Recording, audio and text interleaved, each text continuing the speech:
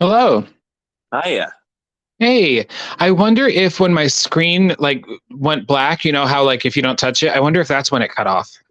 Oh, probably Bridget said something about that, and I don't understand it. It's all a learning curve, apparently. Yeah. All right. So I just need to keep my thumb on my screen the whole time then. Yeah, No it's worries. good. Hi. Yeah.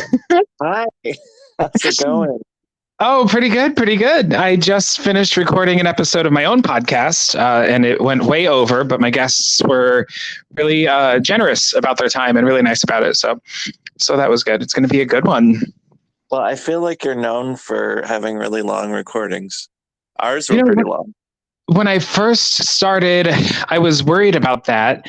So, statistically, your podcast should either be about the length of a commute, so 20 to 40 minutes, so people can listen on their way to and from work, or it can just be like an hour and a half to like 2.5. Pushing anything Yeah. beyond that is pushing it, I'm Oh, told, yeah. statistically, because if it's good content, people will listen and no one's going to listen straight through. Like I listen on the train and then I get off the train and I turn it off and then I put it back. You know what I mean? You break it up Yeah. when you listen to Yeah. podcasts. So as long Yeah. as it's good content, the advice I was given was don't cut it, you know? Yeah. I'm new to the game, so I'm just like it's all learning curve. Like the first one I did, it was originally like an hour and a half, but the second part I had to cut completely because she was echoey. And that sucked because that was the best content out of all of it. Yeah. God, I had so many episodes mess up. My Halloween episode is like my third episode about the movie Halloween is like the worst audio you can possibly imagine. And it's just a learning curve, you know. I set up Yeah. my microphone wrong. Yeah. Oh, so I Well, I'm guess I really should, oh, go ahead. sorry. I was just gonna say, I guess I should really introduce you since this is a podcast. Be Oh, this feels like we're professional. just talking, you know. So I yeah, know. sure. Well, It's like a voyeuristic podcast. that's what I love about it though, because it's just like organic and it's just talking. So everyone, this is Ricky Duarte, and every time I see or say your last name, I think of Evita. Ricky Naturally. Duarte, I know so much about you. I've heard so much. Oh yeah, that's me. Go on. Sorry. No. Please feel free to sing. So he runs a podcast called Rick or Treat, and I was on 2 episodes, and I got bit by the podcast bug, and here we are. And here we Um, are. And I'm really proud of you. I really am. Can I tell you, your episode, you were on my episodes about Ty West's movie X and Ty West's prequel, Pearl. For those who don't know, I run a horror movie podcast. I work in horror journalism. I write for a horror magazine and all of and you that. So live anyway, for horror. I live for it's literally my entire personality. Yeah. So I wanted to let you know your episode on X is like on my top 5 most popular. Oh my God. That's crazy. I Yeah. love that. Pearl is And then not as popular. I don't know. I feel like Pearl didn't have the mass appeal that X did, you know? yeah, well, just wait until we do Maxine, because I got to do the trilogy. I was just about to say you're obviously invited back for Maxine. I think does that come out? When does that come out? I haven't seen a release date yet. I haven't either. I've seen like 2 images and I can't wait. I love Mia Goth, and Ty West he always delivers. Did you watch that? I can't even remember what it was called. The weird one where, Infinity Pool? yeah, that one. Fuck yes, I did. Yeah, I think all right. So here's my thing, right? She relishes in acting fucking weird and making bizarre over the top choices. And while I did love her performance in Infinity Pool, I think it was a case of a director could have reeled her in a little bit. Like as an actor, I would always go over the top and be told tone it down than not deliver enough. Right. But that being said, I'm not disappointed at all in what she does in that movie. Now, who directed that? That was Brandon Cronenberg. That is David Cronenberg's son. He also directed. God damn it! I will think of the name. I didn't know that he had a son, and B, that the son was directing. So, because David Cronenberg did Naked Lunch, right? Maybe. I think. I don't know. Did he? If I'm wrong, my brother is gonna kick me, so I think it's right. I don't know. All right. I mean, he also did like Dead Ringers, one of my very favorites, Oh and yeah. yeah, and Videodrome and the Oh, recent I love Crimes of Video the Drum. Future. Yeah, he does. You know, he relishes in body horror and kind of holding a Yeah. mirror up to fucked up society. Every time I scratch my stomach, I think of that scene in Videodrome. The vagina scene. I went and saw that in a No, no, movie no, no. theater. Was it a vagina on his stomach when he had the gun? Yeah, like the movie that relishes in penetrating James Woods. You know, it's about Okay. penetration. It's about invasion. And I saw it recently in a movie theater for the first time, and I was surprised at how many people clearly had never seen the movie before, and just Yeah. their reactions to some of the special effects or just the shocking, you know, Yeah. content was maybe more entertaining than the movie. You know, Yeah. I don't think I've seen that since I was a kid, but that's like the scene that sticks out in my brain. it's worth revisiting, especially Yeah.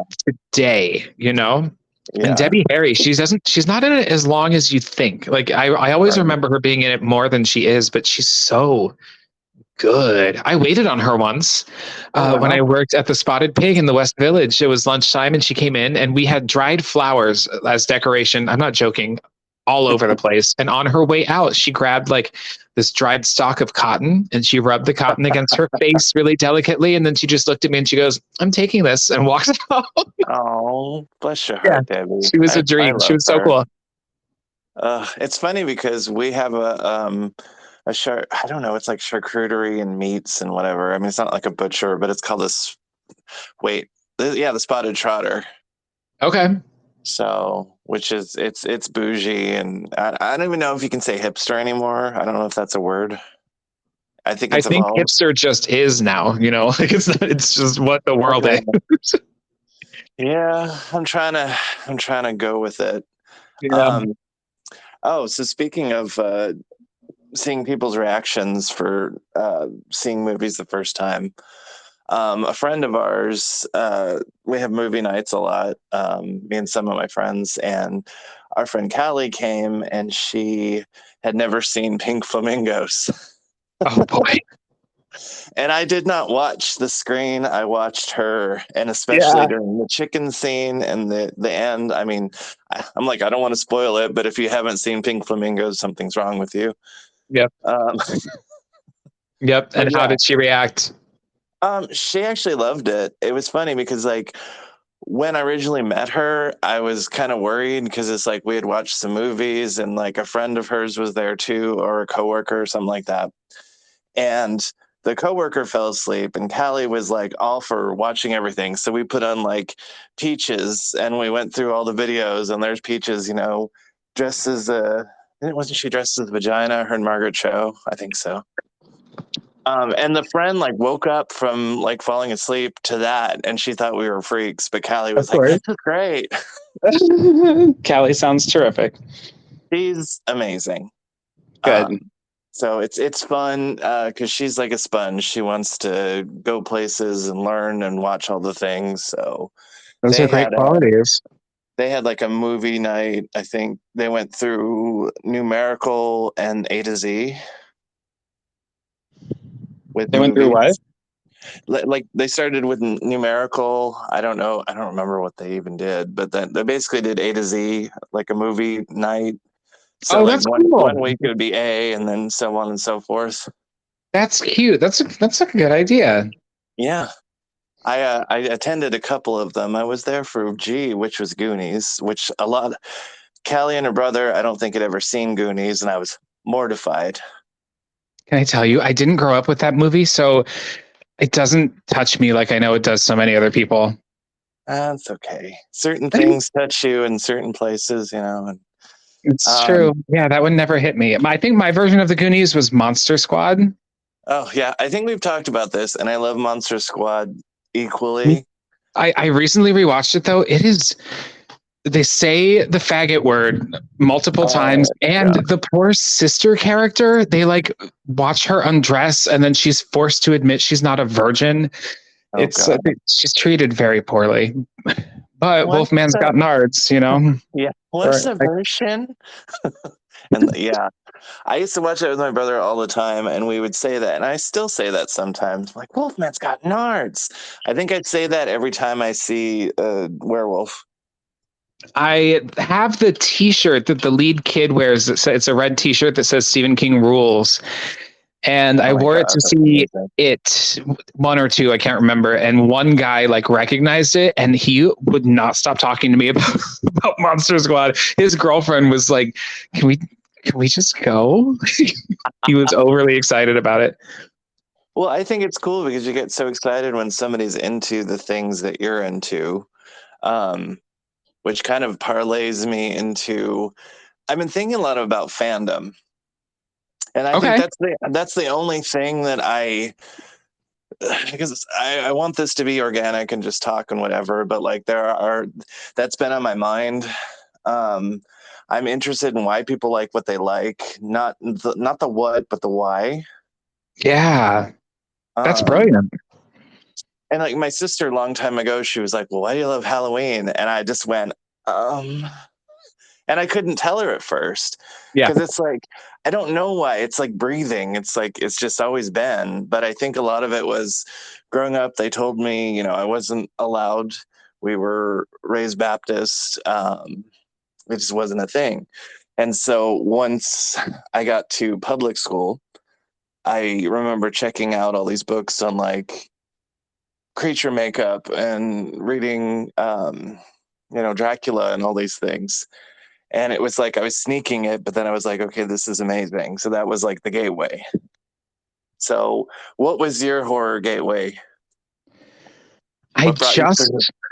I just talked about this. So I write for Rue Morgue, horror magazine, and I just interviewed the cinematographer for the Haunted Mansion movie that's coming out this week. And Friday.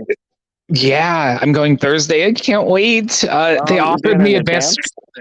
Well, no, it's just in New York. Everything comes out the night before for some reason. Yeah. They did offer me advance tickets, and I had to work both nights that they had the New York screenings, and it was heartbreaking. But Yeah. anyway, I asked him if he was a fan of the attraction, but Jeffrey Waldron is his name, before he made the movie, and he said yes. He said it was instilled in his mind as a child, and he goes on to talk about how it really kind of made him a horror fan, and that his hope and the hope of the filmmakers is that this new movie will inspire young horror fans as well. And then my response to that was like, Disney is what shaped my taste for horror. The Haunted Mansion ride was the first time I wrote it, I was too afraid to open my eyes for the entire Oh.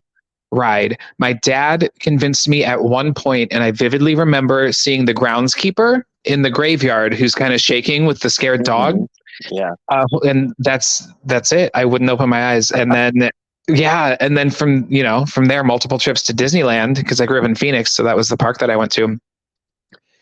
I just fell in love. That between that and then like the end of the movie Fantasia when Chernabog the demon is taking over Oh, the yeah, yeah. mountain, and think of like the headless horseman in the animated Sleepy Hollow, Yeah. or even villains, like think of in Sleeping Beauty when Maleficent has Aurora hypnotized, right? And Maleficent kind of like slinks into the shadows and her eyes are the only thing glowing. Like that's horror. Horror Yeah. pops up in unexpected places. So anyway, that's truly what I think shaped my taste. Now, the first time I remember horror was when I was a wee lad, probably about 5, watching the original King Kong, Oh my God.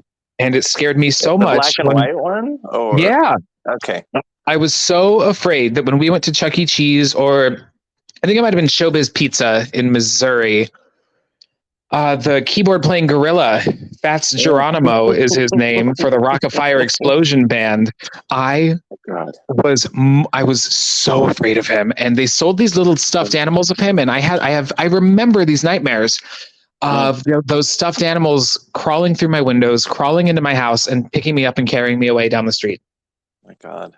Yeah, so See, that was a long answer to a short question. no, and it's funny. I love that because I don't remember them having a name. I do remember going to Chuck E. Cheese, and I do remember like I didn't really talk till I was about 3, and so I think going to Chuck E. Cheese that like I just loved it, and I just remember they'd play their music, and it would stop, and I would just like clap and go, "Do it again, guys." And I was not afraid of them. But I mean, now that I see them as an adult, I'm like, ooh, they were scary. Yeah. Yeah. I mean, I also have had this fascination with animatronics. I actually, I can't believe I'm admitting this. I subscribe to like YouTube channels about animatronics, and like they'll do videos about submechanophobia, which is a fear of animatronics or statues underwater, you Oh my know? God. I didn't know that. Yeah. There's a name for everything, I guess.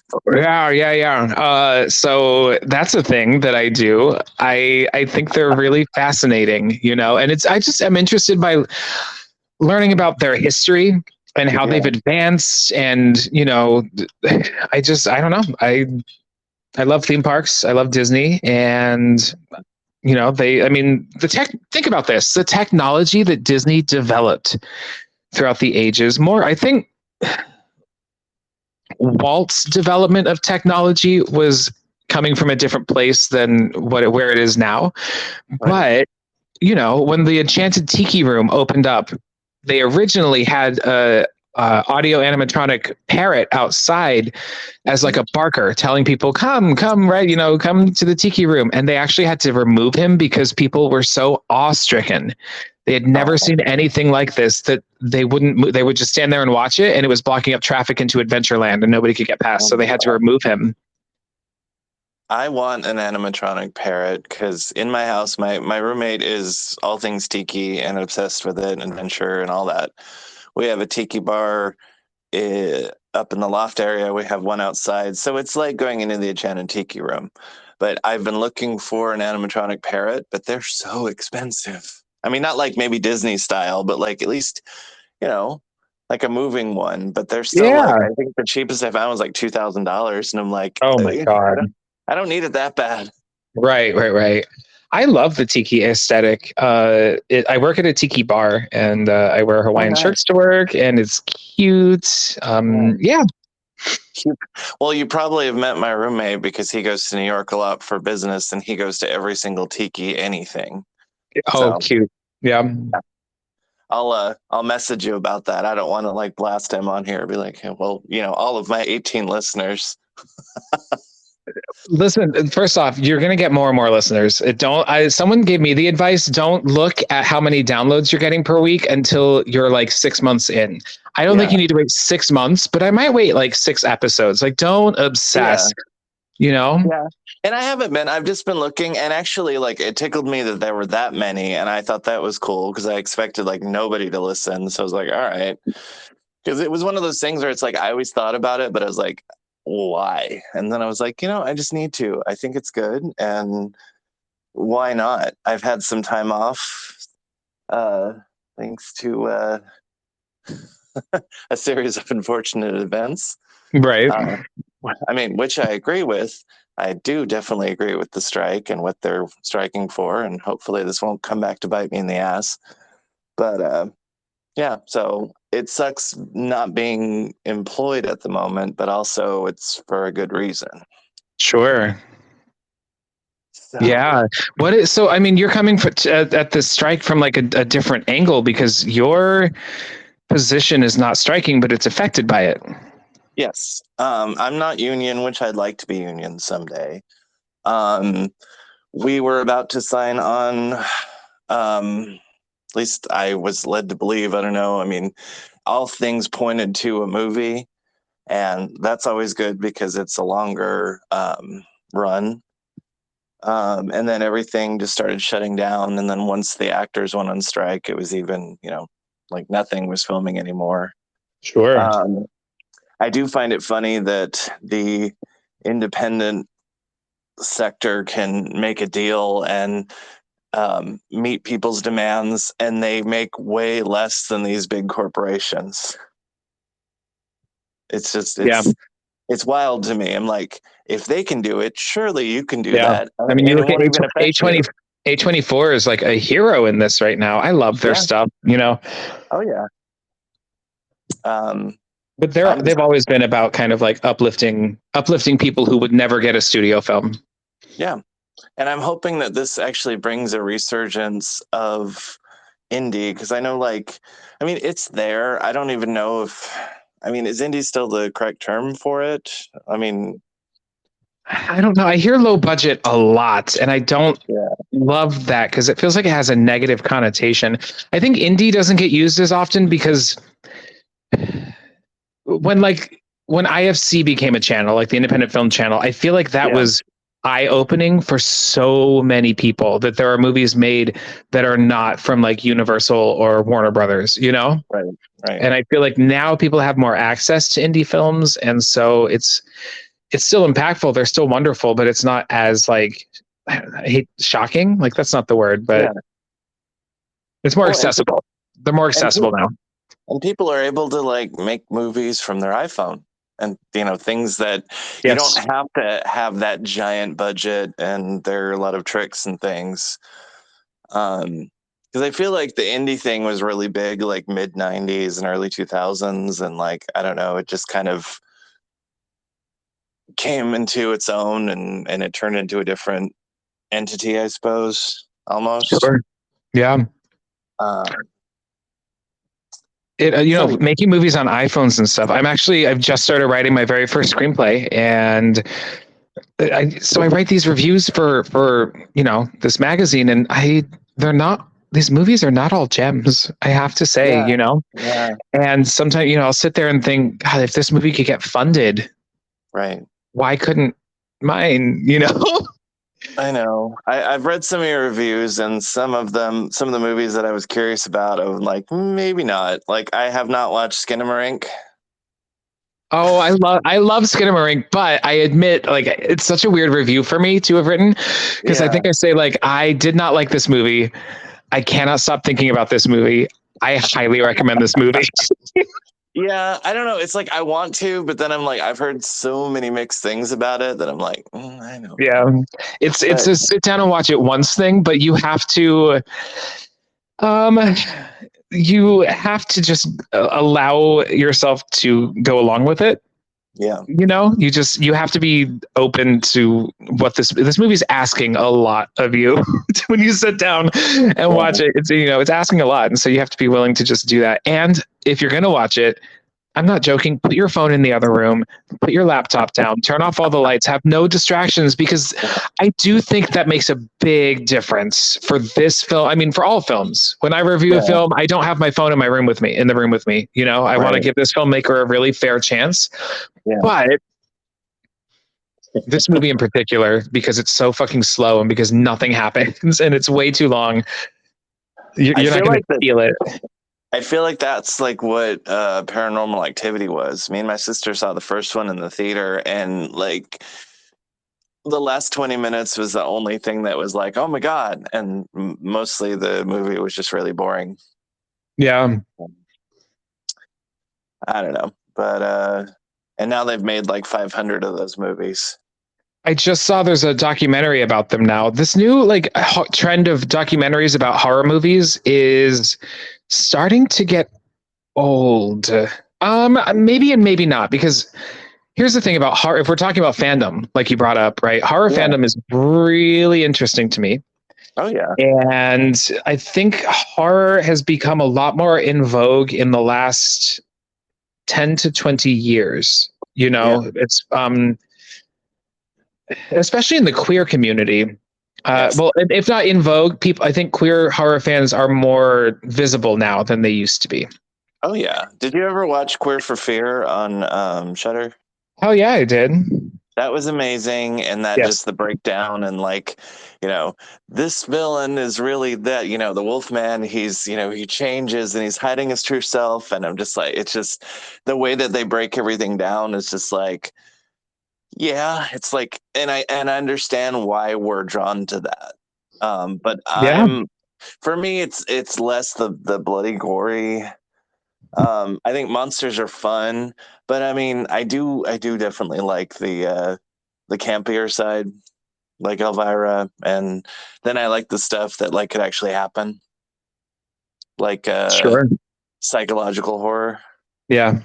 I will watch Skinamarink someday. I promise. You don't have to. Here's the thing. Like, if you're dreading it, it's probably not worth it to watch it then, Yeah, I don't know if I'm dreading it, but it's just like I don't know how to feel. So I mean, I Yeah, should just watch it. I think some movies are like that where you just kind of wait so long and then you're like, why did I wait so long? totally. That So was me. I was like so not into seeing bodies, bodies, bodies, mostly because I can't stand Pete Davidson, and it just looked like an annoying movie about like Gen X douchebags. And then I mhm. finally saw it, and I fucking loved it. Have you seen it? Is that the cannibal one? No, No, it's no. about these rich kids holding up during a hurricane, and they play a game called Bodies, Bodies, Bodies. Um, Um, Kind of like if you ever played, there's like a werewolf game. It's like kind of a murder mystery game that you play in a group. Anyway, highly recommend. okay. Real Yeah, good, great like satire. I've heard of it. I think I Yep. mixed it up with the one with is it Timothy? What's his face? Oh, Bones and All Yes, that with one. Timothy Chalamet. That was one of my favorite movies of. Was that this year? Last year? I think it was last year, but it looks really good. It's on my list. I just haven't Oh seen it my yet. god, it breaks. It's just fucking gorgeous. That movie has a lot of queerness to it. You know, it's about being the Yeah, other, yeah. and having finding that person who sees what's wrong with you and still loves you. Hmm. See it. Oh my god, watch it tonight. I want to talk to you about it. Yeah, and speaking of movies that I just need to watch that I haven't, I think it was just this year that I watched Call Me by Your Name. Speaking of Right. Timothy, Timothy and the same director, Guadagnino. I can't remember his last name. His name. I haven't seen that movie yet. What did you think? it was really good. It was really heart wrenching, but it was very much, especially for a queer audience, that that crush that you get and that you know un I don't even know if it's not necessarily unrequited, but it's that delicate dance of being younger and having a crush on older men. And when you're that age, it's cool and it's great. But then, of course, I've gotten older and I've examined a lot of those, and I'm like, oh God, that was like some grooming there. So Interesting. there's a lot of things happening, but I think it's just one of those that's like it's a love story, quote unquote, but a doomed one. I'm really So, curious about it. It's on my back burner because oh, and we go back around to cannibals because of what's his face that was in it that got all Army weird. Hammer. Oh no. I Oh, think when it comes to Call Me by Your Name, there's like a little bit of kind of gay trauma porn going on yeah, that kind of worries me. yeah. Like it's one of the movies. There was another movie I think it was called Uncle Frank that came out that Oh, that was really good. some very well-meaning straight people in my life would reach out and say, "You have to see this movie," and for me, I'm just like, I feel like I've lived this, and I feel like these movies are not for me. Right. Do you know? They're for straight people to gain a better understanding. And I don't think that's bad. I actually think that's Yeah. really great, especially if they're really well done. But it's like, do I want to put myself through that again? Yeah.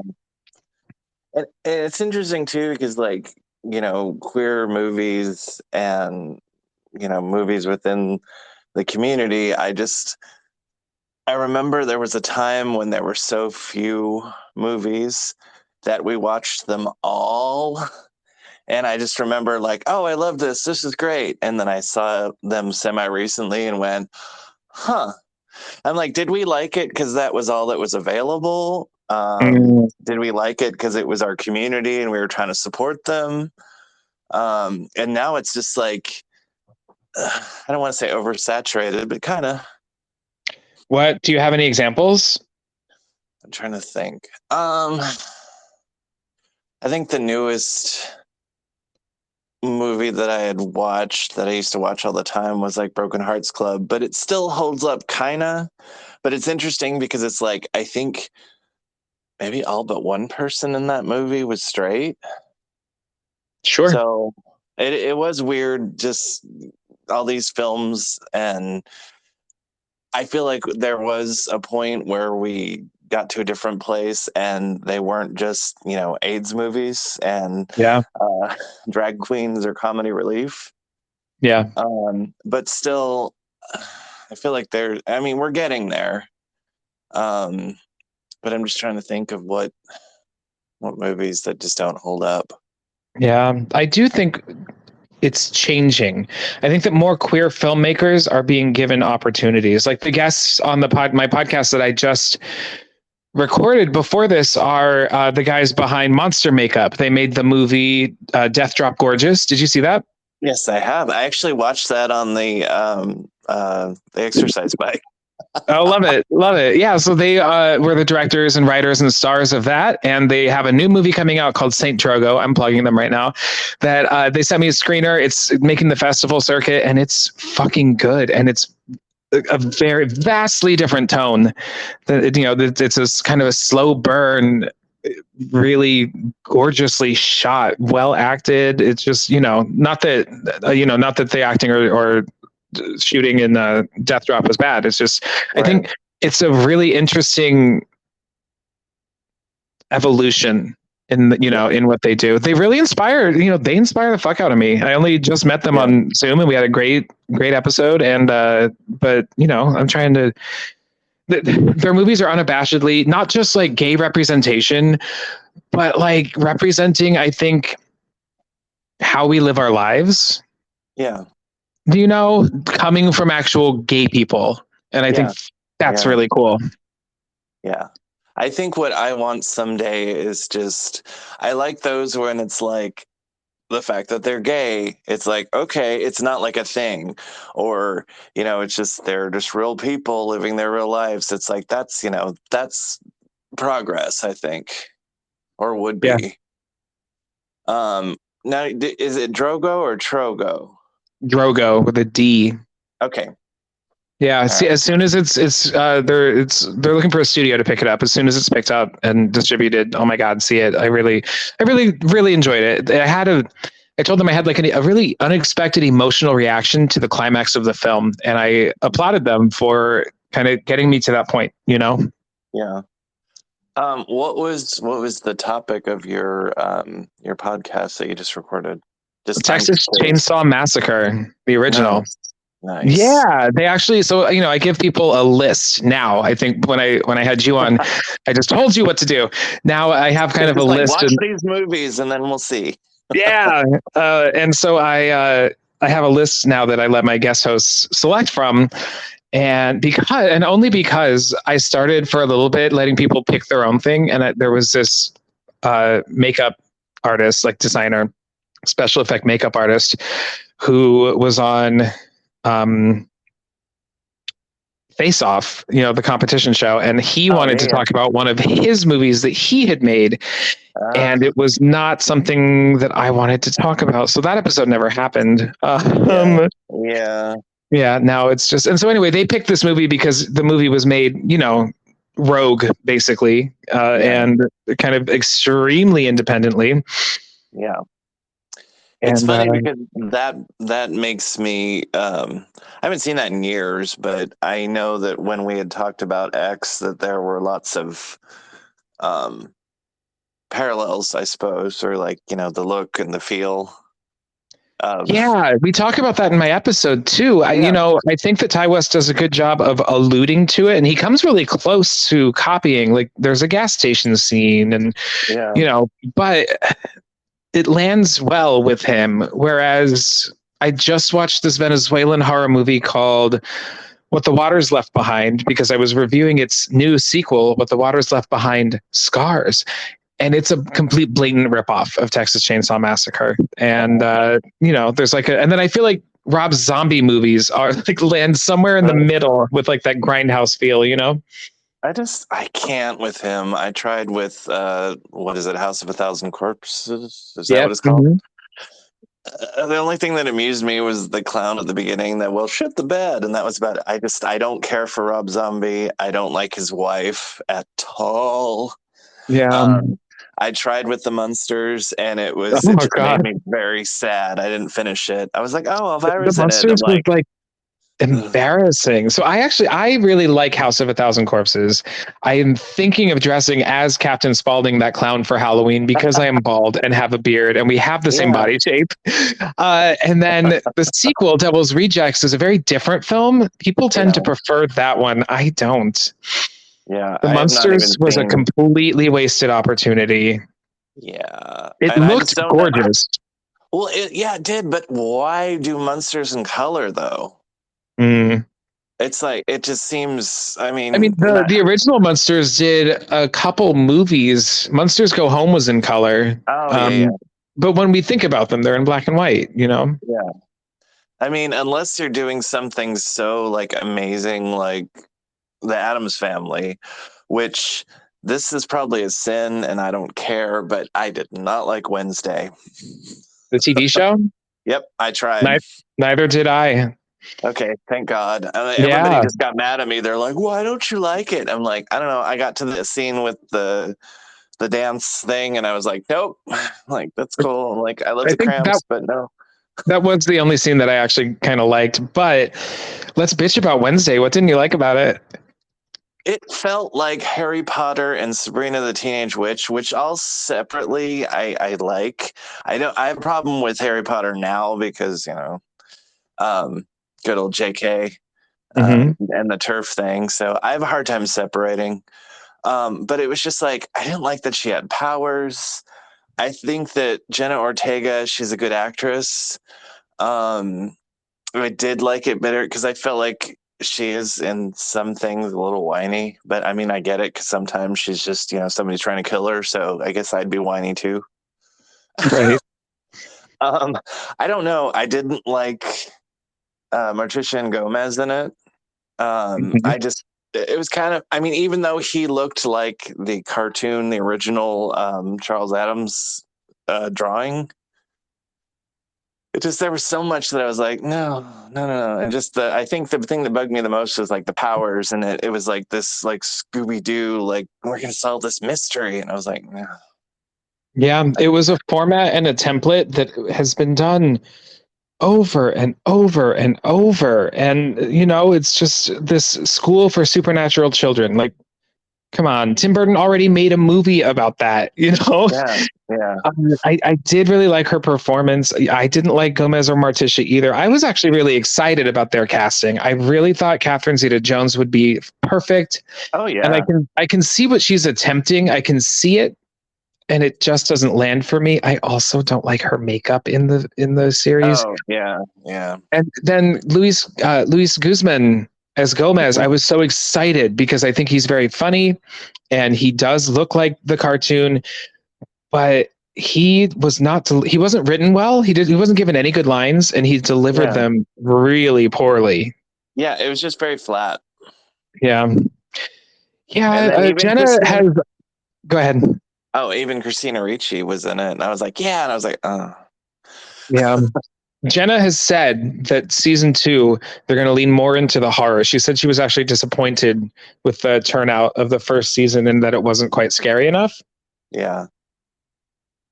Yeah, I really, really wanted to love it. I did. And I don't know. I just feel like they should have just had Christina Ricci reprise Wednesday and have her older and have, some different storyline. And I don't know.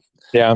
Did you ever And they, watch the YouTube series Adult Wednesday Adams? yes, yes, yes. So good. She got a cease and desist from the Oh my estate telling God. her she had to stop. So there's only like 5 or 6 episodes, but that is what I wanted out of a Wednesday series. Yeah. And that's what I thought about when they announced it. I was like, okay. And then it premiered and I was like, oh, Yeah.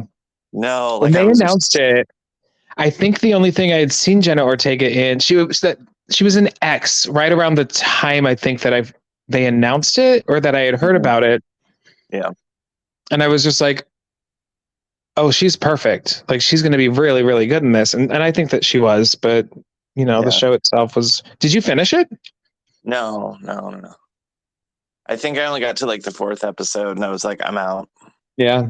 When you know, you know. Um, yeah, I know. It's just like there's so many other things that it's just like, I don't know. I just don't want to spend my time if I'm not into it. Of Sure. course, course, now with this with the strike, we're gonna have so little material coming out.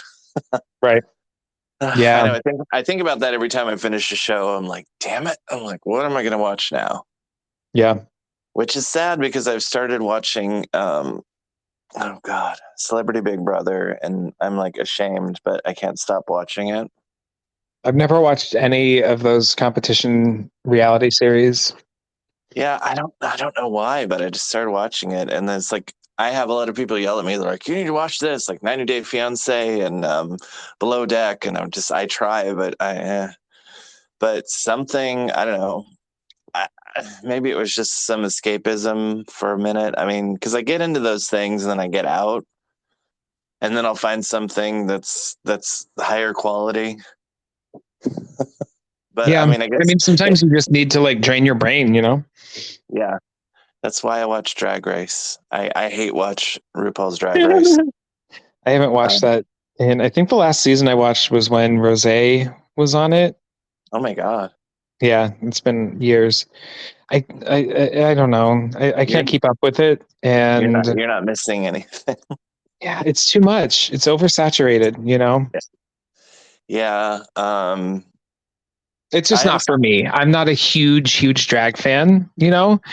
So I'm just not that interested.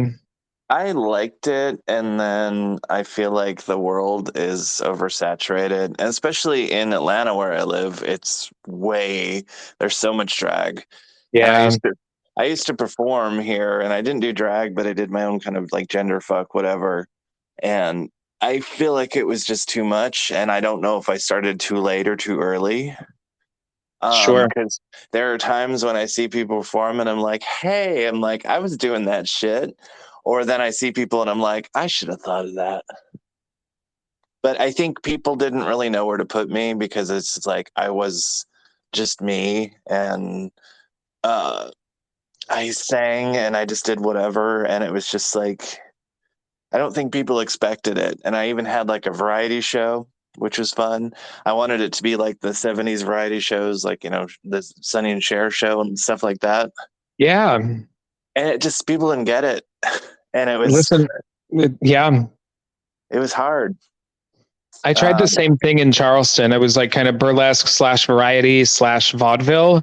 yeah, And people did not, and circus, like I would hire circus performers and I was the yeah, MC, and it just wasn't landing, you yeah. know? I mean, I had somebody play the dulcimer. I had somebody do a Monty Python skit. I had a friend of mine, Akiko, who Ruby Redmayne is her burlesque name. She does a routine on a bouncy ball because she's got enormous Gonzagas or whatever. Right. Um, and she does and silly string and all sorts of yeah. So it just I don't know. The only time it was actually successful is when I caved and I just hired all the popular people in the Yeah. circuit, and I had Yeah. all the drag because it was at a lesbian bar, and so I hired all the drag kings, and I was like, okay, fine. And that was the only time it really caught on fire, and it was also on a Thursday, which is a terrible night. Sure. And then Yeah. they canceled it without telling me. Like God any good damn it. sitcom, I lasted for 6 months, and then that was done. Yeah. Damn it. Wow. I know. R.I.P. Boy Donna Variety Show. Yeah. Well, oh boy, Donna, that's cute. Yeah, I did a benefit one time, the first time I performed, and they were like, "What's your name?" I'm like, "It's Nick." And my friend Ellis ran up and he's like, "This is Boy Donna." I'm like, "Okay, there's my name." That's amazing. That's cute. I like that. It's fun. I actually was oh god, July 4th, we were watching fireworks and stuff, and we were walking to the park, and this guy walked past me, and I just heard Boy Donna, and I was like, "What?" I'm like, "People still remember?" Okay. I'm like, That's incredible. I have not performed since 2016, but I think the small time I did, I guess I did a lot. Would you do it again? Yeah, and it's exhausting though. And I'm a perfectionist, so and it's harder when you get older, and it's like there's just a lot to it, and like I always want to because they have a lot of Madonna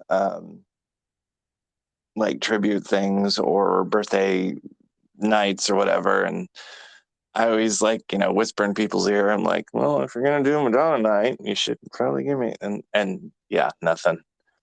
And it's fine. I mean, mostly I just do it for like charity. Sure. If they need to do a fundraiser, I'll just go and perform and have a good time. But it's very competitive, and it's very. I mean, it's not cutthroat, but it's a weird world, and it's also weird when you buy into everybody's adoration, and that's not real. When people are coming into the dressing room and they're fawning all over you, and you feel like you're somebody, but then you take all your makeup off and they don't know you from Adam. Yeah. Um, we're getting real Yeah. here. We're getting real. I'm taking a step away from acting. I think, Are you not doing the Uncle Fester thing anymore? my new job doesn't allow me to. So, listeners, I was part of an Addams Family improv show called the Addams Parody in Brooklyn at the Vino Theater. Go check it out if you're around. And I was their Uncle Fester, and it was so much fun. Just once a month on a Wednesday. How cute is that? And I have two jobs now, and we can talk about that. Jesus. And so I'm unable to commit the time to it. Even though once a month, it's like, okay, Wednesday nights, I have to work. Yeah. You have two jobs. I have zero. I mean, it's temporary though. I did receive a call from Spirit Halloween, and I'm a little excited, even though my body's like, I have to build the whole store. But do it. Then you get a discount. Yeah. It'll be my third season too. And it's funny because cool. I applied and they're like, oh, it says here you applied for assistant manager. It's like, that's right. I want to be a peon. I don't want to run the store. Because the last two times I was assistant manager and went up to store manager by accident. And they're like, well, you're qualified. And I'm like, I know my qualifications and I don't want any responsibility. So we'll see. Good. Yeah. But yeah, I work in restaurants and bars, and like, I will never manage a restaurant or bar again. Like, never, never, never. It's miserable. Yeah. I can't even imagine. And just especially at a restaurant or a bar, it's like the turnaround rate is probably staggering. And especially, I'm sure, in New York. Yeah. Yeah, you know what it is? I'm 18 coming on 19 years in the service industry. This is literally over half my life. And it's made me, if we're going to get real for a second, it has made me tired, and it has broken my body. It has made me impatient with people. It's made me judgmental of people.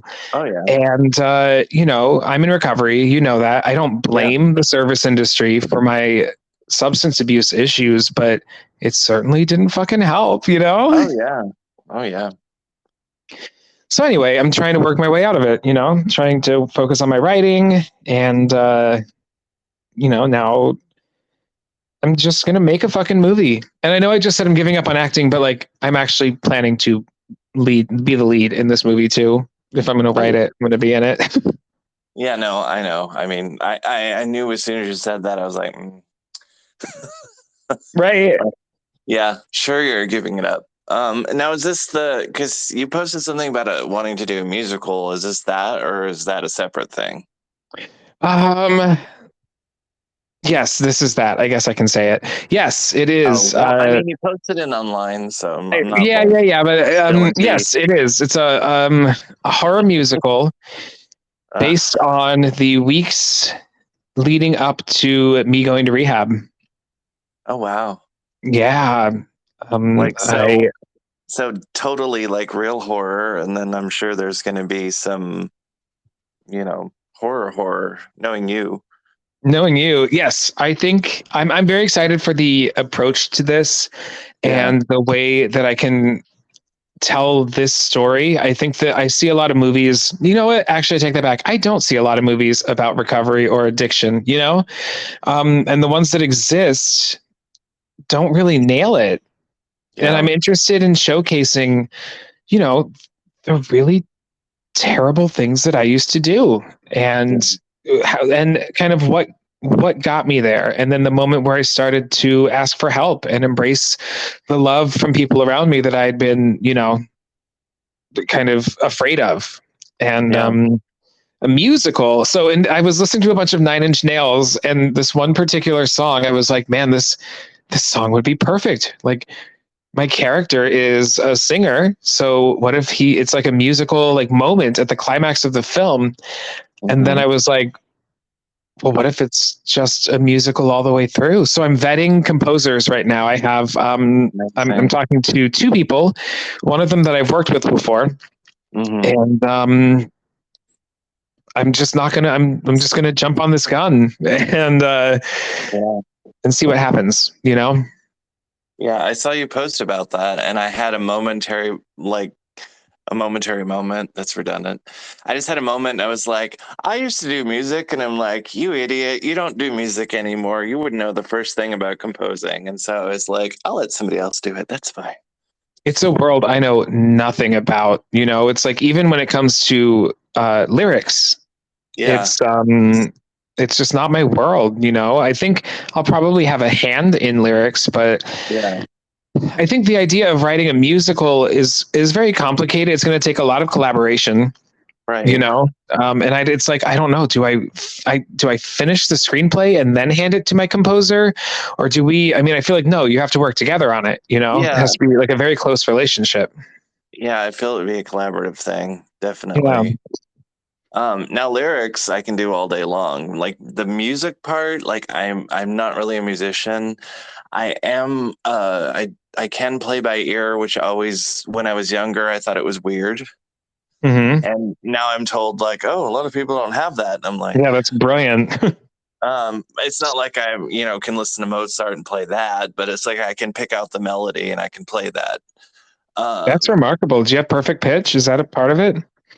I don't even know. I don't think I've ever like. How do you test your pitch? I mean, I don't. There's like, I know there are apps. I have like relative pitch, which is really frustrating as a singer. oh my god, I could be pitch perfect like the girls. Yeah. No, I probably don't. But the thing is like I had a bartender friend, and I love going to karaoke, and I was hanging out with him at the bar, and somebody was singing, and he just leaned in, and he's like, "You always like mimic the way people sing," and he's like, "You kind of match it." I'm like, it's just a habit, I guess. I don't know. I like doing that. I also love harmonizing with people because I feel like that's when your voices are having sex with each other. Yeah. I like that. And I've always said that the performance is sex and the applause at the end, that's the orgasm. Mm, Such a good feeling. I love that. I miss performing, but I'm terrible at karaoke only because I everybody goes into it and they're like, "Oh, let's have fun. It's great." And I'm just like, I have to do the best song and everybody's going to love it. Yeah. And It's a yeah, competition, whether they like it or not. yeah. And then I get annoyed when people go up and they sing better than me and I'm like, "Damn it. Yep. Never mind." Yep. No, karaoke can be, it's not fun in New York because there are so many talented singers. Like, when I did karaoke in other places, I was kind of a little bit of a standout. I know I sound like a douchebag right now. And then here in New York, it's just, I don't know. You know what I like to do? I like to go to Koreatown, Little Korea, like Koreatown, Mhm.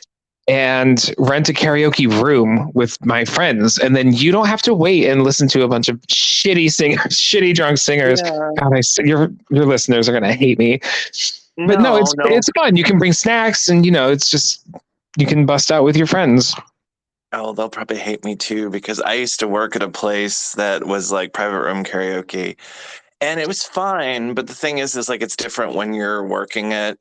I do the private room is fun, but I need a stage. I need people to hear. I need to perform for everyone. Yep. And I feel like you really don't do that when it's a private room. Yeah, I feel that too. I mean, it's fun. I guess it's fun for people who don't want to like get up and embarrass themselves in front of a lot of people. Right.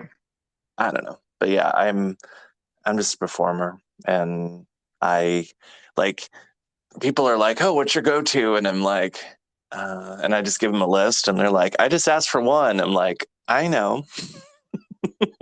I'm like, but it depends on the mood. It depends on the audience.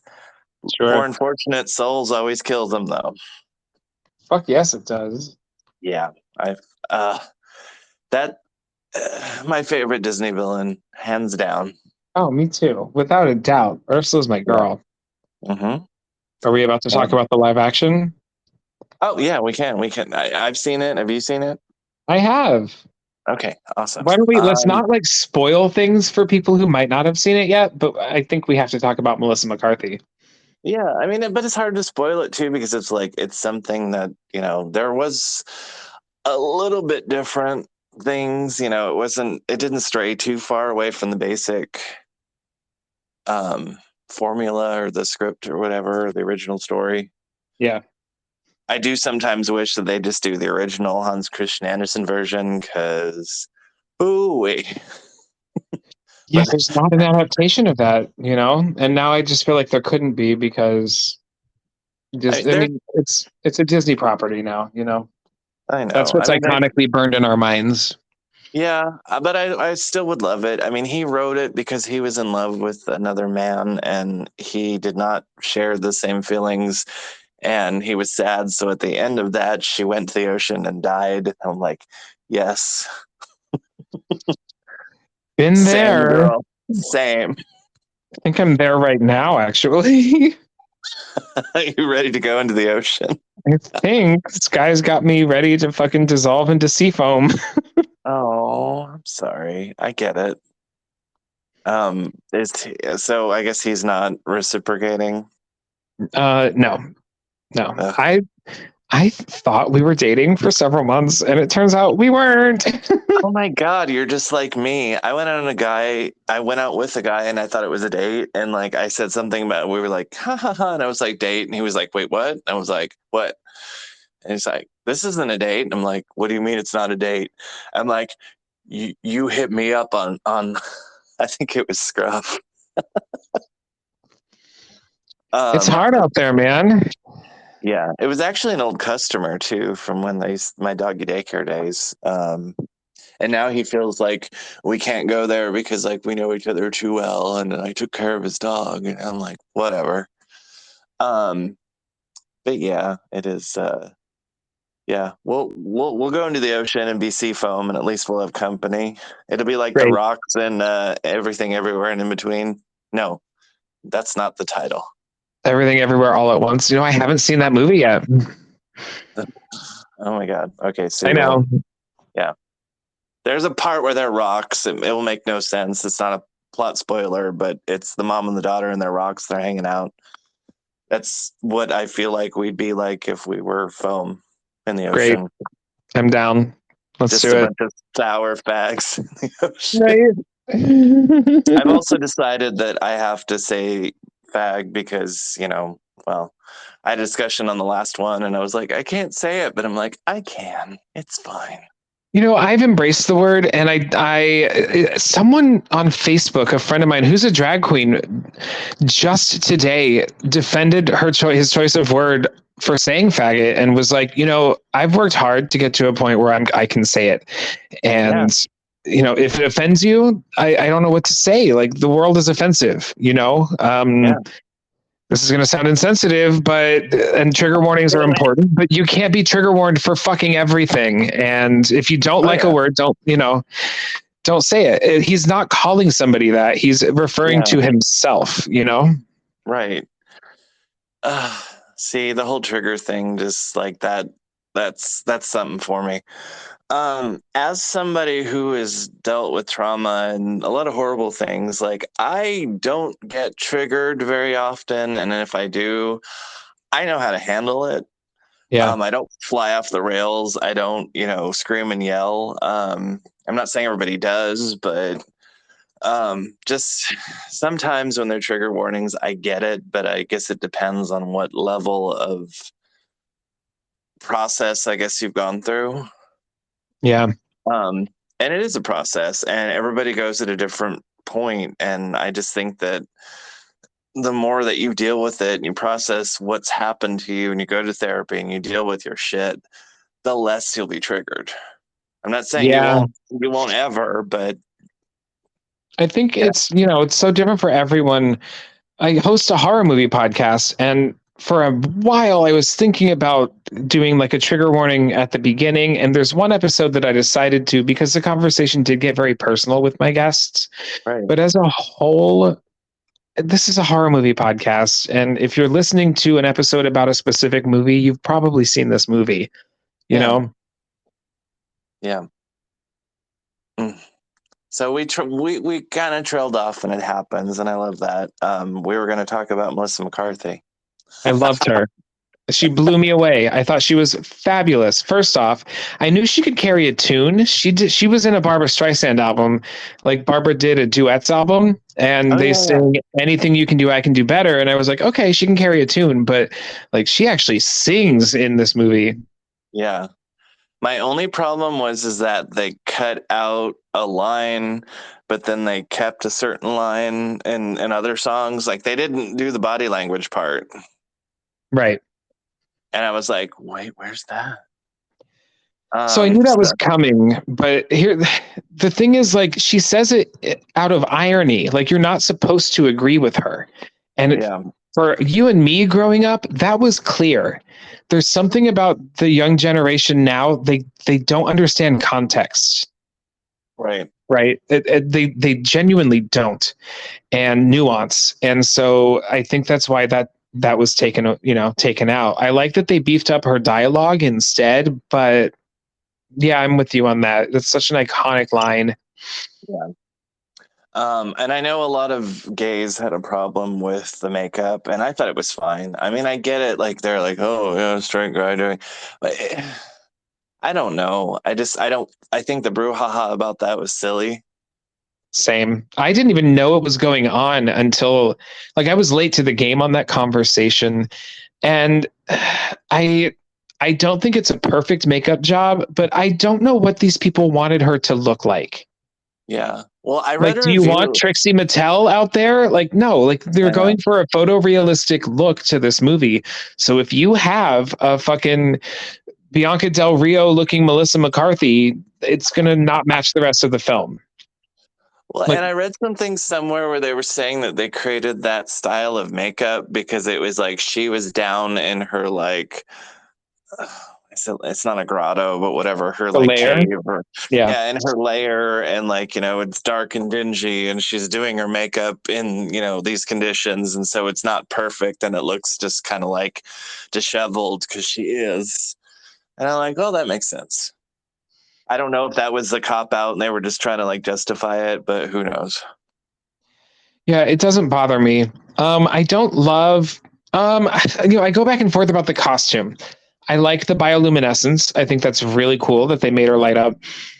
Yeah. Ursula's back is such an iconic and beautifully animated part of her body, right? Yeah. Kind of like the back fat, the rolls. And I say that because I have it, so I know, and so I like that she had kind of the collar, and also I really kind of missed the like sweetheart neckline and the but it also doesn't take away from how much I enjoyed her performance. Like I'm getting nitpicky about that. No. I mean, and it's fun to talk about, but it's not like it doesn't ruin it for you. It doesn't, you're not like, I can't watch that because, like the bigots that can't watch the movie because certain changes. So whatever. Right. I think everybody did a really good job. I think the one I didn't really care for was Prince Eric. I was just like, it was fine. I liked his acting. I thought his song was horrible, and his voice couldn't handle that song, Yeah, I was just like, I don't know. And it's how do you feel about Scuttlebutt? Oh God. I love Awkwafina. That was just, but it was obvious that it was Lin-Manuel Miranda. It was obvious. Yes. It does not match the rest of the movie whatsoever. Yes, it doesn't. But it's like, if you're familiar with him, then yeah, you'll get it. But it's like, it was kind of a wink to the Hamilton folk, I guess. But I think it is the worst atrocity to land in the world of music. Oh my god, it's fucking garbage. It's the stupidest thing I've ever heard in my life. And I love oh Aquafina too. Like I adore Aquafina, and she delivers the song just great. It's just a really stupid song. yeah, I But yeah, I we're know. talking about a woman who became famous for a YouTube song called "My Vag." So Oh, is that how she got famous? yeah, she's a rapper on YouTube Oh, and a okay. comedian. Yeah, she did like comedy videos and rapped, and I believe it was her first big song was called "My Vag." See, that's how like educated I am because like I don't really watch YouTube a lot. I think, and if I do, I watch music videos, which I don't know. I mean, they still make those. Uh, but I have people sending me videos, and I'm like, no, I don't want. I don't. I have a friend that's actually is older than me, and he's in his 50s, and he sends me like YouTubes and TikToks and things, and I'm like, please stop. Yeah, it's overwhelming and so distracting. I will scroll Facebook like that. It's become how I fall asleep, and that really worries me. Is Yeah, just scrolling social media until I can't hold my eyes open anymore, and then I put my phone down. you know how I fell asleep? Trazodone. I was gonna say Valium. I wish, God, I've had. Oh, I did love Valium though, but no, I'm Trazodone in. fucking works, man. They gave us Oh that in yeah, rehab, although we called it Trazobone because it would give us a boner. I guess I'll have to make mental note of that like next time I take it because I don't take It's it every complicated. night. You have to like fall asleep within a certain amount of time though, right? Before, Oh or yeah, if you miss your window, you'll be up all night. yeah, yeah, yeah. It's Um, tricky. I take that. I take hydroxyzine, and then I take Benadryl. Not at the same time, mind you. Sure. But I'm an insomniac and a light sleeper, which is lots of fun. So I've always had a problem sleeping, and it's just like the sound of crickets drives me nuts. The sound of the little pulley on the fan, the ka-chunk, ka-chunk, ka-chunk, like I can't. Rain on the drain pipe. And it's weird. I'm just so like hypersensitive. So like I sleep with the fan. Like I have the overhead fan, and then I have a fan on my nightstand. But I do the fan on my nightstand like all year round. I need So air circulation. yeah, Like I don't always need air conditioner, but like I had a ceiling fan installed in my apartment because I need the air to be moving. Even if yeah, I'm in a car, I need the air to be on. yeah, I can't yeah. stand still stagnant air. I am my mother's child, and I'm in love with Freon. I can't help. I'm just like, give me air conditioning.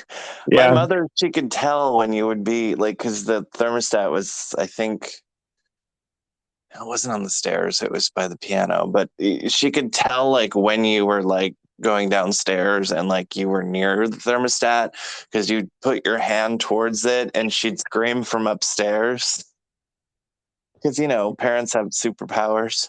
Right, right, right. So it's like if you touched it a little bit. And then I found out when I got older that apparently she always had it on 64. And I'm like, that's even cold for me. Like I'm like 74, maybe like a little 70, 72, whatever. I'm like a 68. I like a 68. Yeah. I mean, it's good, but when I was 64, good God. Yeah, that's cold. I Um, grew up in a cold house, but I would always rather be cold than hot. oh, yeah. I am not a heat person. I grew up in Phoenix and I've done my time in the heat. Oh my God. Speaking of Phoenix, I heard that they're building a Mattel world in Phoenix, or I maybe heard that outside of Phoenix. too. In Glendale, I think it's Glendale. That's where I used to live. Like it's the suburb next to Phoenix. Yeah. It might be going. Metro Center Mall was the mall that I grew up going to, and it might. There was a theme park there called Castles and Coasters, and it all got torn down recently. And I wonder if that's where they're putting it. It's the mall where they filmed Bill and Ted's Excellent Adventure. Oh, yeah, yeah, yeah. Yeah, they also went to the water park I used to go to as well in that movie. I haven't been to that area since like the early 2000s. my grandparents used to live there, and so the last time I think we were there was for my grandmother's funeral, and so I may actually know the mall you speak of. I Um, think the more interesting parts of Arizona are outside of Phoenix. I think oh that, yeah, Flagstaff and Scottsdale, Tucson, even, and then there's like the old ghost town Jerome is fucking cool. It's like carved into a hill with like a windy road, and at the top of it is this abandoned hospital that's haunted and is now a hotel, and it's fucking gorgeous. that's amazing. Yeah, Haunted hotels is actually one of my requirements. Uh, in 2020 during the pandemic, my friend Jen, we were going to New Orleans, and she was like, "Oh, I found this hotel, and it's haunted." I'm like, "Please book that right now. Please book it." yeah. And it had a carousel. The bar was a carousel, and it was What? a working carousel, but it was weird because it's like if you had a few, you're suddenly on the other end of the room, and you're like, "How did I?" Yeah, That's so it was funny. a little disorienting, but it was fun. It was nice because there was nobody there. That Um, is nice. I've not been to New Orleans with a bunch of people. Like even went to Disney and there was nobody there. And I didn't like the pandemic, but I did like the lack of people.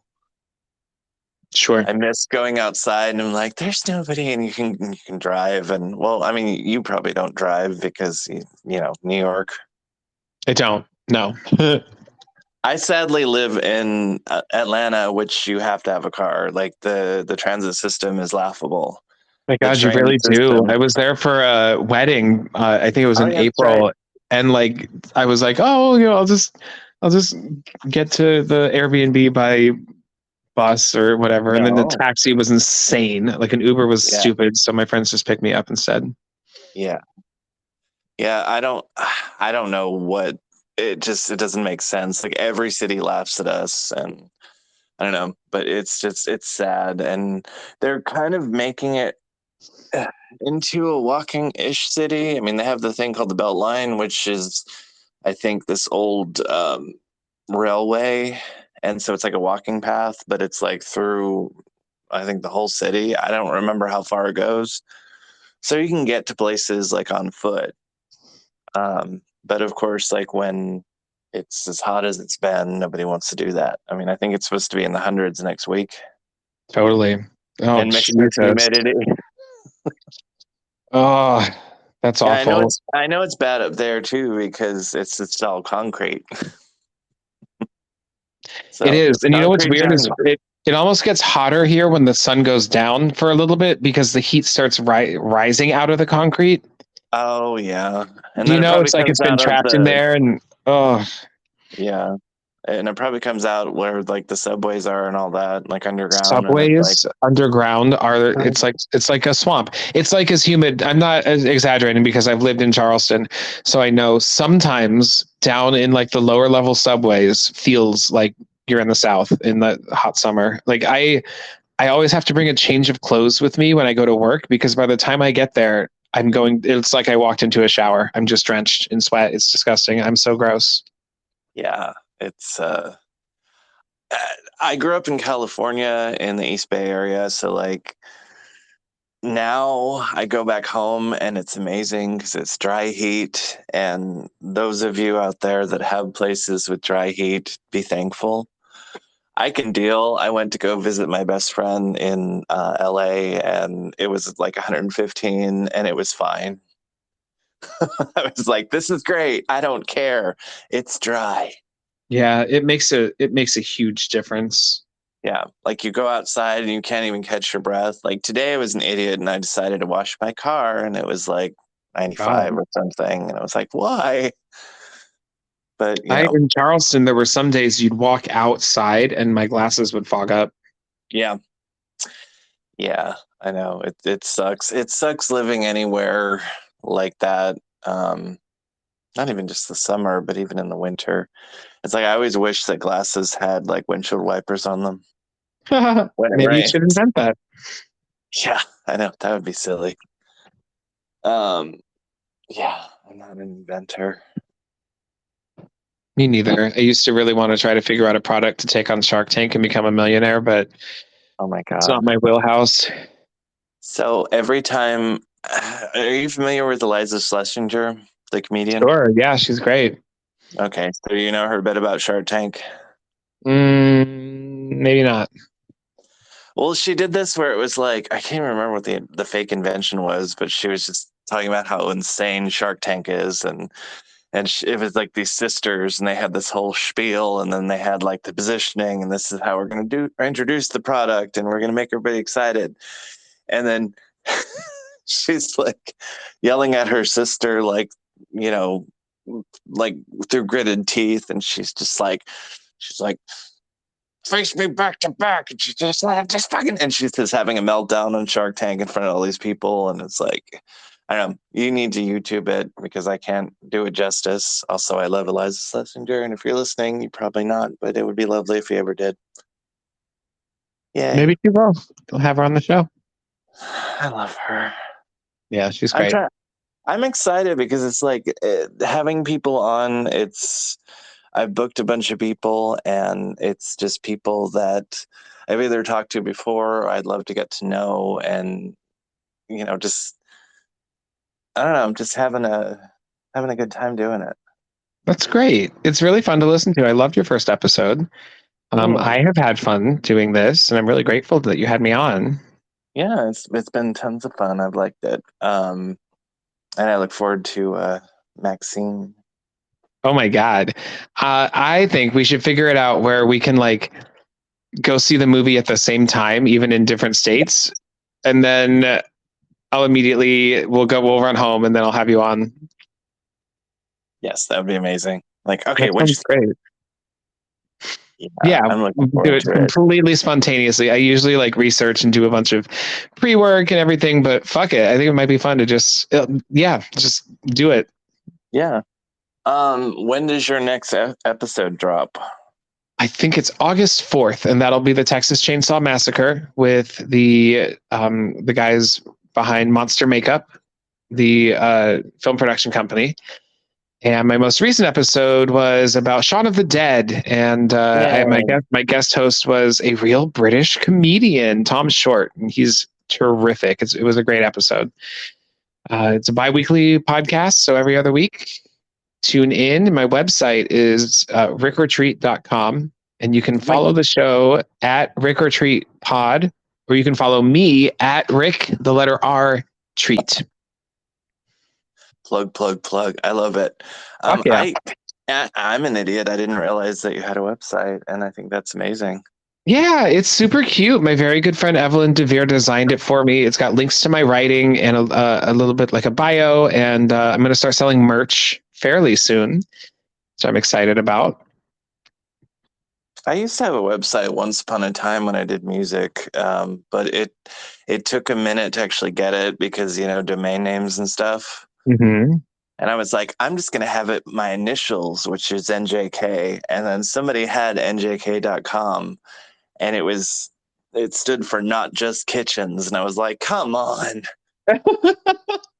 But eventually, I think they folded, and I got it. But then, I made an album and didn't do anything with it. That That's happens. hysterical. The reason my personal is not Rick or Treat, it's Rick the letter R Treat on Instagram is because some douchebag has that and like it's a private account and I don't think he even posts anything, which is Oh my super God. frustrating. I think he's just waiting for someone to want to buy the name from him. Yeah, I had there was this guy that I talked to for a while on Instagram, and like it got all flirty and whatever, and then we just stopped talking. And then like my friend Cameron apparently was talking to him, and then he somehow accidentally like added me to a, a message thread or whatever. And I looked at his name and I was like, it's Pumpkin King 13 without the underscores. And I was like, and he doesn't have that anymore. I don't know Wait, how, but what? no, go on. I guess I think his name is like Haddonfield 78 or something like that now. Why would he do that? I don't know, but he changed it. Like I didn't like pressure him or anything, but like I just don't think he really cared for me, and he saw that that was my name, and I was like, well, I'm like, Uh, I'm older and I have more insurance. Totally. Yeah, yeah. Yeah, I don't know. It's just funny, but yeah, it's I fought hard for that somehow. I guess subconsciously. Like I Good for never you. said anything to him about it, but it was just kind of like this like silent standoff. No, that's weird. One of us has got to go. Yeah. I was surprised the domain name rickortreat.com was not taken already. I don't really know. I mean, I'm building not a brand, but a name, Yeah. perhaps. Yeah. And it's an interesting path. I've been sitting around my entire life wanting to do things. And now that I'm almost 2 years sober, I'm like, just fucking do them. Like you're 36, you're going to be 37 in a couple months. What are you waiting for? Yeah, exactly. I mean, and it's nice because I think when I did the episode with you, the first one, I don't remember how many you had, but you were when did you start it? October 3rd, literally on my birthday. Oh, So that's you right. were That's on because you did Happy Birthday. Happy Birthday to Me was my first episode, the Yeah. slasher movie. I think you were maybe Yes. my fifth and seventh Yeah. episodes, I think. Okay. I'm up to like 35 now. Yeah, and it's amazing because like there's a girl from what is it? These Ghouls Talk, I believe is a podcast. Forgive me if I said it wrong. Her name's Audrey, but it's spelled, and I'm probably butchering that too. And she's going to be on one of the shows, and but I told her that I had done X and Pearl, and she was like, "Oh my God, that was you!" And I was like, "Yeah." And she's like, "I love." Wow. She's like, "I love Ricky, and I listen to his show all the time." And I was like, "Oh my God, that's amazing!" I was like so excited for you. That's incredible. That means so much. I follow them Yeah, on Instagram. Oh, that means a lot. Hey, thanks, yeah, Audrey. yeah, Um, that's cool. Reach out. We should do a collab sometime. It's really yeah. fun and interesting. The service that I use to distribute my podcast shows on a map kind of vague areas around the world where people listen. And there are people in the UK. I've had people's listeners in India and Russia, like Oh all over wow. the world. And it's just kind of like, sometimes you feel like you're shouting into the void with podcasting. And some weeks I get a ton of downloads, and then other weeks I don't. And Yeah, you just never know. You never know who's listening. yeah, And that's cool. That's a really cool story.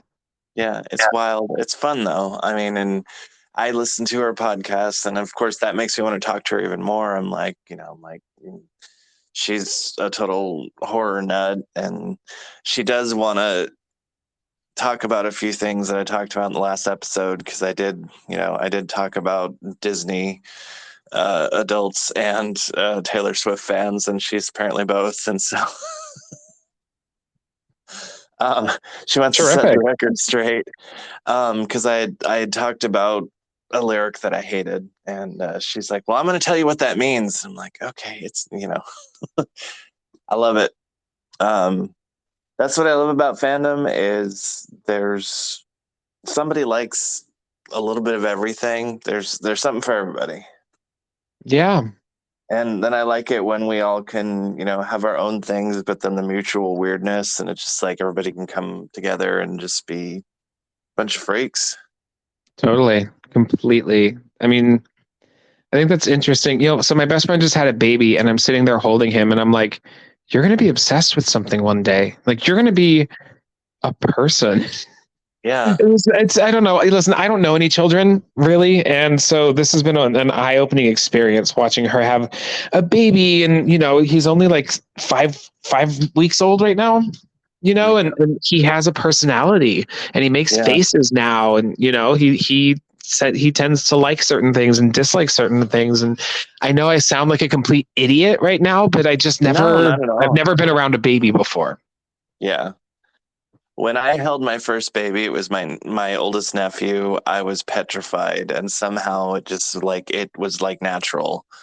And it's been really wild watching my brother and sister's kids grow up and develop personalities, and they're all I mean, it's like me and my brother and sister. We're all raised in the same household, but we're all so different. But then Hmm. people meet my siblings and they're like, "Oh my God, you're a combination of the two." And I'm like, "Yeah, well, I feel like we raised each other." Totally. But it is wild watching somebody grow from infancy to adulthood. I mean, my nephew is going to school to get his doctorate in mathematics, and I'm like, "Who the hell are you?" I'm so Right. proud of him, but it's just like, oh my God. Um, yeah. So That's incredible. time's a wild thing, but it's fun to watch. So I feel lucky that I've been able to see them on their journey, I suppose. Totally. Yeah. No, well, they're lucky to have you. Oh, stop. I'm I all won't. right. I won't. Yeah. They got a good guncle, I guess. Yeah. Clearly. All right. Clearly. Clearly. Well, I feel we should maybe wind it down. I have to go watch Bodies, Bodies. Was that Oh, what I have to watch? let me know what you think of it. I'd love to know. I have homework. You have homework. Yeah, you assigned me something. What should I watch? Uh, fuck. Uh, I think you should watch. Well, it's not horror, but I mean, you should check out Call Me by Your Name, and I'm just curious to know what you think of it. I think you're right because I do really like that filmmaker and Timothy Chalamet. I kind of like him with a little bit of an eye roll. You know, I don't Yeah, know why. Like, there's nothing wrong with him, and he's a remarkable actor. I don't know why I'm just a little bit like, ugh. yeah. Well, and he was lucky enough to date Madonna's daughter for a little bit. He was in the inner circle. I didn't know that. Yeah, him and Lola dated for a minute. Wow. Yeah. Yeah, he's doing nothing wrong. I don't know why I'm just a dick. I still don't really know what I feel. I saw the preview for Willy Wonka. I don't know how I feel about it. That is a property, a book, a movie, a remake that has never really landed with me. Yeah, Like I enjoyed the original film, yeah, and definitely. I've probably seen it 3 times in my life. It's just never. I don't know. I don't love it. Love it. This new movie doesn't really interest me, and it's not because I think it looks bad. It's just I don't care about Willy Wonka, and Hugh Grant as the Oompa Loompa shaking his butt was a real turnoff too. Oh, I didn't realize it was Hugh Grant. That makes it worse. I don't dislike him. I'm just like, No, I'm just uh, saying because he's like a good actor and like he's done right. like really great things, and it's like, oh, okay, okay, I guess you needed a paycheck. Yeah. I don't Um, know. I'm sure it's going to be a big hit. I'm curious to hear him sing because it's a musical. yeah, Uh, uh, I'll end up seeing it at some point. I don't feel like I'm in a rush to see it. yeah, same. Yeah, after the Tim Burton version, that was just like that was where Tim Burton lost me, and I really feel that he hasn't really done anything that I've enjoyed I think after the that. last Tim Burton movie I enjoyed was Sleepy Hollow. I didn't even really, and I think I need to revisit Big Fish. I feel like I missed something that everybody else loved about it. Actually, no, scratch that.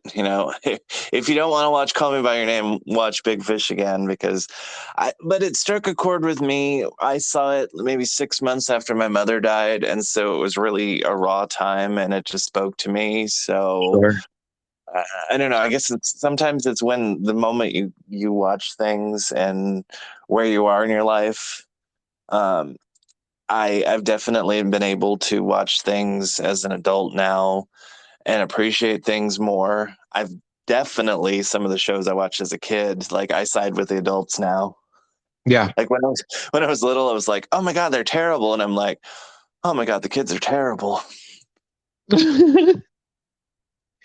Yeah, Oh, it's well, and here's the thing too. Willy Wonka as a character is not a nice guy. And no, so I'm curious to see him portrayed as this like sweet, supportive, ambitious young, chocolatier. Is that a word? yeah, yeah, yeah. Chocolatier, I think, is the official. I'm sure there's a fancy French name for it or something somewhere. Is that not fancy in French? I don't know. Oh, I don't know. I'm not fancy in French, so how would I know? Me neither.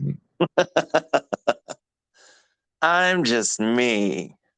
Same. All right. Well, I have had the best time talking with you. Me It's just too. nice catching up. Always. Everyone, please check out Rick or Treat. Amazing podcast, especially if you love horror. But even if you don't love horror, you can learn some new things. It's true. I have a dear friend who cannot watch horror movies, but she wants to be a part of the pop culture conversation. So she listens because she doesn't have to watch these movies. She just can hear people talk about them. Oh yeah, and it's not like, you're describing in great detail, or like, when it's like somebody's telling a scary story, it's not like there's going to be some, you know, crazy suspense or scary moments. No, It's I actually keep her in mind as I describe these movies so that I hit the details that need to land, so yeah, that if someone hasn't seen the movie that I'm talking about, they might feel like they have, or they might at least know what's going on in it by the end. right. It's And that's definitely. it. Thanks for having me. Truly, truly, truly. It really is always a pleasure. And I'm so proud of you for this. I can't wait to see what happens and how you blossom and bloom. Stop. I feel like Tracy Ullman. Go home. Go home. Oh It's hard to God. take a compliment, but I'm learning. That's what you do. Humility, right? Totally. Totally. All right. Well, All right. thank you again, and I look forward to what you're doing. And I'm proud of you because you're going places, and things are going to be amazing. Thanks, baby. I appreciate that. Yay! You're welcome, kid. All right. I'll talk to you soon. You will, most definitely. Bye. Bye.